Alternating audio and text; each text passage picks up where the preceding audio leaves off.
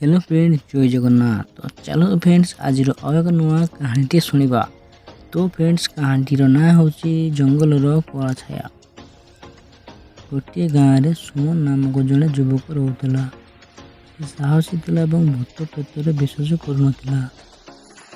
से सांग मान जंगल को बुलवाक गला। सूर्यास्त होगा से समस्ते फेरी आस, सुमन रास्ता भूलीगला। चारिड़े अंधार। हठात से दूर से गोटे लंठन आलोक देखला। भाविला कई लोक थे। से आलोक पछे पछे चलला, किंतु जेते पाखक जाऊला आलोक से दूर को सरी जाए। हठात आलोक लिभिगला। से मुहूर्त पचर कहार पादर शब्द शुणागला। ठक ठक ठक।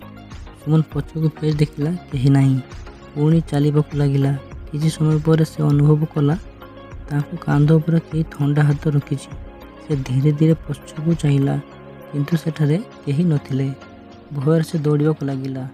दूर रे मंदिर घंटी शब्द शुणी से सही दिग को दौड़ीगला एवं शेष गाँव में पहुँचीगला।